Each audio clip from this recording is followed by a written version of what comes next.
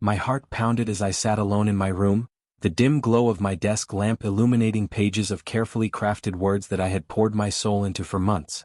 Every sentence, every meticulously chosen phrase was a piece of me, a testament to long nights, endless cups of coffee, and a passion that burned brighter than any obstacle. And in one devastating, irreversible moment, my own sister Elise had stolen it.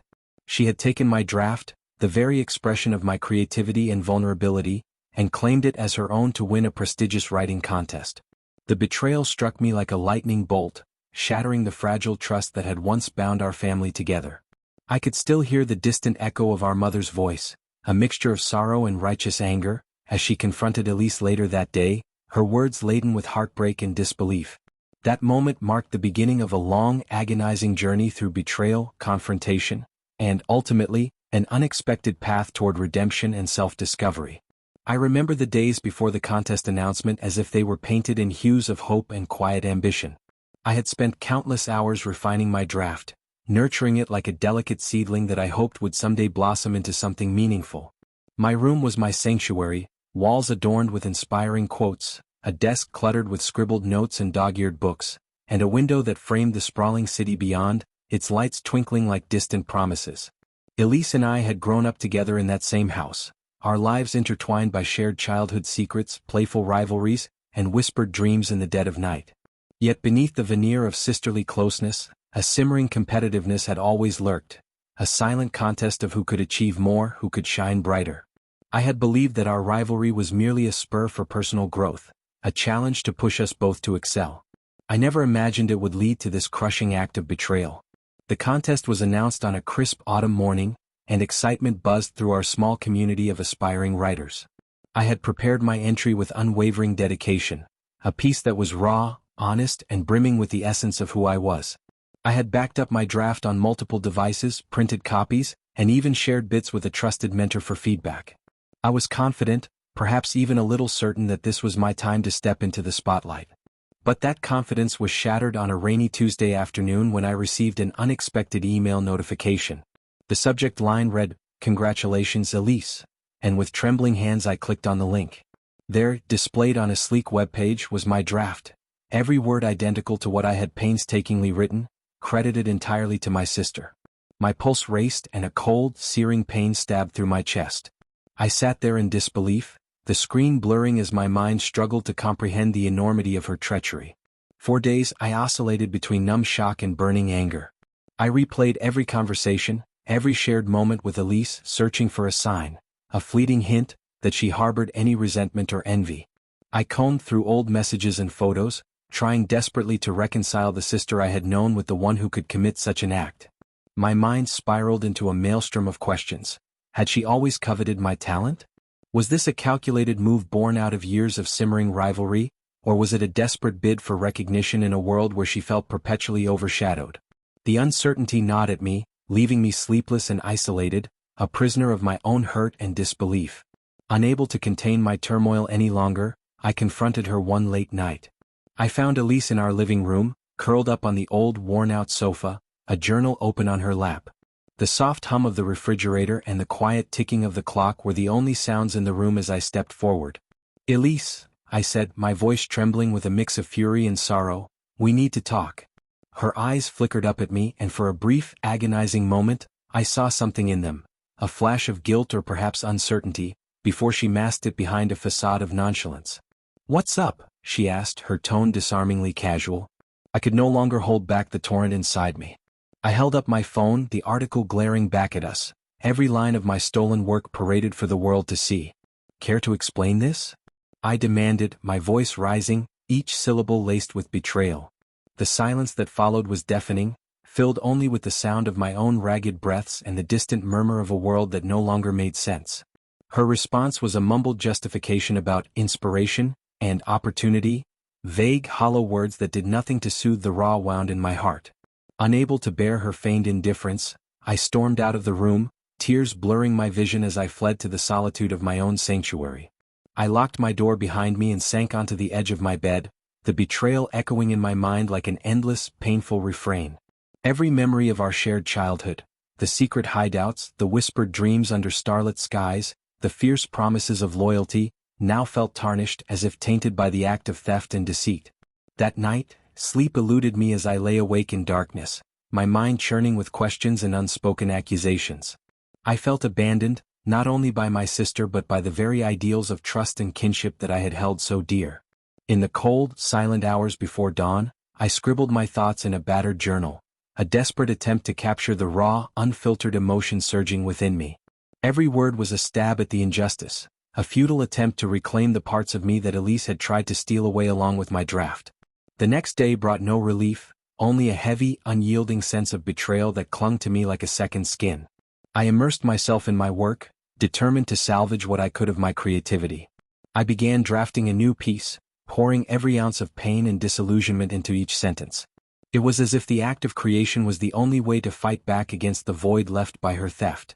Yet even as I wrote, a persistent question nagged at me: how could someone so close, someone who had shared my life for so long, commit such a heartless act? The answer, I feared, lay buried in the dark corners of envy and insecurity that neither of us had ever fully acknowledged. Amidst this inner turmoil, a new, unforeseen twist unfolded that would forever alter the course of our family's fate. One overcast afternoon, as I returned home from a meeting with a trusted mentor, I found our front door ajar. A wave of dread washed over me as I stepped inside, the usually familiar silence replaced by raised voices echoing from the kitchen. I crept closer, my heart pounding in my ears, until I saw her, our mother, standing in the middle of the room, her face a mask of anguish and unbridled anger as she confronted Elise. The confrontation was raw and visceral. Our mother's voice, usually so gentle and comforting, now boomed with disappointment. "Elise, how could you do this to your own sister? How could you betray our family's trust for a contest?" Her words, charged with decades of love and shattered expectations, reverberated through the room, leaving no space for excuses or empty justifications. Elise's eyes fell to the floor, and for a moment, I thought I saw the weight of regret flicker across her features. But then she muttered something indistinct, a feeble attempt to explain away her actions as if they were the natural course of ambition rather than a deliberate act of theft. The room was thick with tension, every second stretching into an eternity as our mother's heartbreak and fury intertwined with my own silent despair. I stood there, caught between the shock of witnessing our family unravel and the painful realization that nothing would ever be the same again. In the days that followed that explosive confrontation, our home transformed into a battleground of emotions.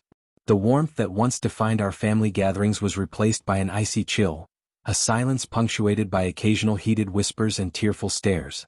I found myself drifting through the days like a ghost, my mind oscillating between a desperate desire for reconciliation and an overwhelming urge to retreat into solitude. Every corner of the house, every familiar object, was a reminder of the bond we had once shared and the trust that had been so ruthlessly violated. I threw myself into my writing with a renewed, almost manic intensity, using each keystroke as a means to reclaim my identity. My new draft was born from the crucible of betrayal, a raw, unfiltered narrative that captured the depths of my pain, anger, and disillusionment. It was a story of a wounded soul struggling to find meaning in the midst of chaos, a tale of loss and redemption that resonated with every fiber of my being. As I wrote, I could feel the transformative power of my words, each sentence a small act of defiance against the injustice that had upended my life. At the same time, the rift between Elise and our mother remained a source of constant tension. Our mother, who had always been the anchor of our family, now wore her sorrow like a heavy cloak, her eyes often reflecting a mixture of disappointment and unconditional love.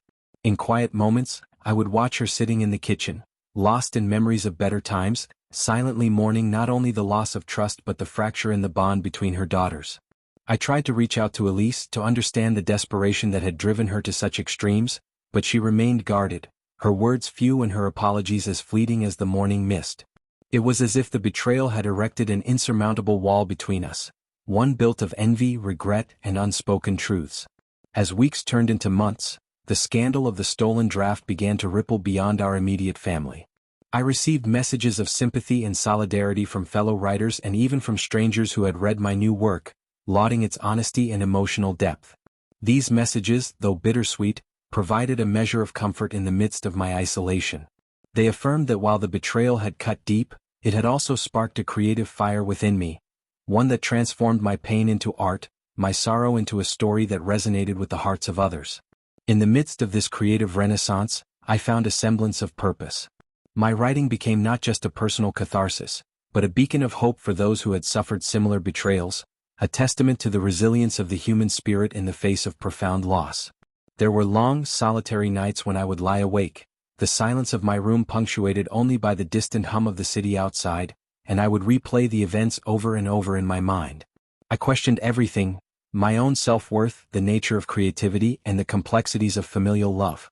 I recalled the days of our childhood when Elise and I would lie on the grass, dreaming of a future filled with endless possibilities, when our laughter was unburdened by envy or ambition. Those memories, though now tinged with sorrow, became a source of bittersweet comfort, a reminder of a time when our bond was pure and untainted by the harsh realities of adult ambition. I longed to reclaim that innocence, to find a way to forgive and move forward, even as the wounds of betrayal throbbed beneath the surface. In a twist of fate, an unexpected opportunity arose that forced our fractured family to confront the past head-on. Our mother, in her gentle wisdom, organized a small family retreat, a weekend away from the chaos of daily life, set in a quiet lakeside cabin. The idea was to mend what had been broken, to give us a space away from the prying eyes of the world where we could finally speak our truths. I was reluctant at first, my heart still heavy with resentment, but I knew deep down that we all needed this chance for healing. The retreat was filled with awkward silences, tentative conversations, and moments of raw vulnerability. Over shared meals and long walks by the water's edge, our mother gently coaxed out memories of happier times and encouraged us to confront our pain with honesty and compassion. One evening, as dusk painted the sky in shades of lavender and gold, I found myself sitting by a crackling fire with Elise. The air was cool and crisp, the scent of pine mingling with the smoke of burning logs. For the first time in months, we spoke without anger, only the quiet, tentative voices of two wounded souls. "I'm sorry," she whispered, her eyes glistening with unshed tears. It was a simple phrase, yet it carried the weight of a lifetime of unspoken regrets. I searched her face for any sign of contrition, any hint that she understood the depth of my hurt, and in that moment, I saw a vulnerability that I had never noticed before. I didn't know if I could ever fully forgive her, but in that fragile exchange, a seed of understanding was planted, a possibility that perhaps our bond could be mended, even if it would never be exactly the same. Over the following weeks, our retreat became a turning point in our family's tumultuous journey. We attended counseling sessions led by a compassionate therapist who helped us navigate the labyrinth of our emotions. Through guided exercises and honest dialogue, we began to unravel the tangled threads of envy, ambition, and betrayal that had so long separated us. I learned that forgiveness was not a single act, but a gradual process, a series of small, deliberate choices to let go of bitterness and embrace the possibility of healing. There were setbacks, of course. There were moments when old wounds reopened, when the pain of my stolen draft flared up unexpectedly, sending me spiraling back into despair.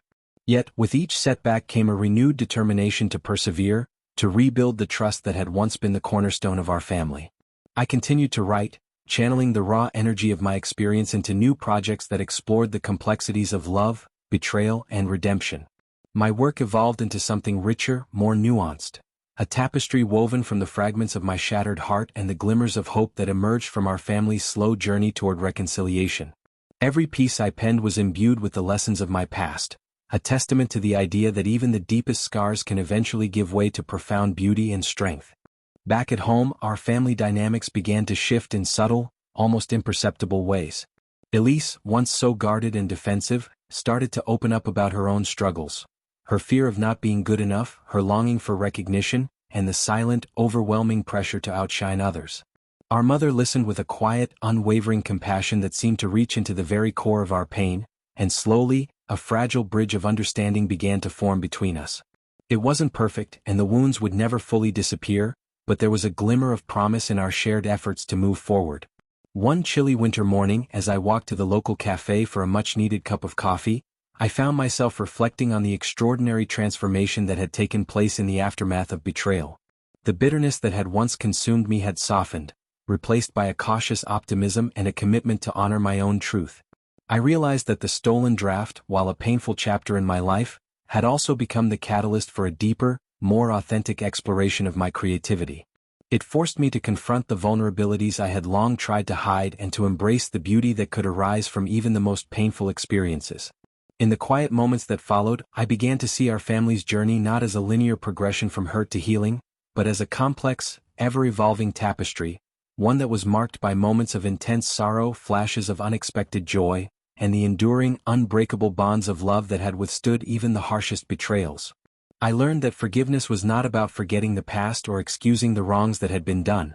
It was about choosing to move forward, carrying the lessons of our pain as a testament to our resilience and our capacity to love in spite of it all. As spring arrived and the days grew longer and brighter, I found myself once again sitting at my desk, pen in hand, ready to write a new chapter in my story.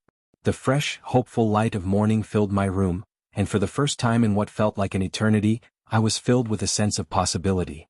I knew that the road ahead would not be easy, that there would always be echoes of betrayal in the recesses of my memory, but I also knew that I had the strength to forge a future defined not by the shadows of the past but by the brilliance of my own creativity and the enduring power of family love. Looking back on the journey that had brought me to this moment, I am both humbled and inspired. The pain inflicted by Elise's betrayal and the searing confrontation with our mother had carved deep grooves in my heart, yet they had also illuminated parts of me that I never knew existed, a wellspring of resilience, compassion, and an unwavering commitment to my art. I have come to understand that our scars do not define us. Rather, they are the maps of our survival, the testimonies of battles fought and won in the silent, solitary moments of our lives. Now, as I sit in the soft glow of twilight, my journal open before me and my pen dancing across the page, I am filled with a profound gratitude for every experience that has shaped me. The stolen draft may have been an act of betrayal, but it was also the spark that ignited a journey of self-discovery, a journey that taught me to rise above the hurt and to reclaim my voice. Every word I write now is a tribute to the power of forgiveness, the courage to embrace vulnerability, and the enduring belief that even in the face of betrayal, we have the capacity to create something beautiful. In the quiet rhythm of everyday life, as our family continues to navigate the complex dance of reconciliation and growth, I hold on to the hope that one day the wounds of the past will fully heal. I see in Elise's tentative smiles and our mother's gentle, reassuring embraces the promise of a future where trust is slowly rebuilt and love triumphs over envy and ambition. My writing, born from the ashes of betrayal, has become my sanctuary, a place where I can transform pain into art, hurt into hope, and loss into the enduring light of a new dawn. Though the journey has been long and fraught with heartbreak, I now understand that every moment, no matter how dark, has led me to this place of renewed strength and clarity.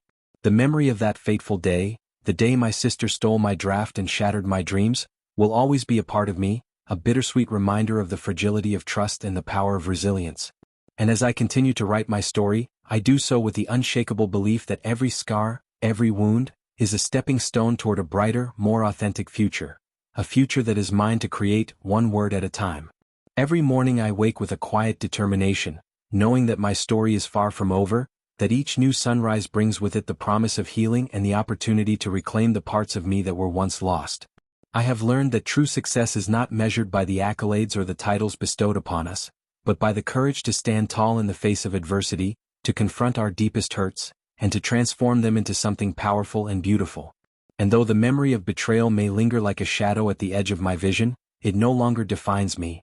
It fuels me, inspires me, and reminds me that the light of my own creativity can outshine even the darkest of moments.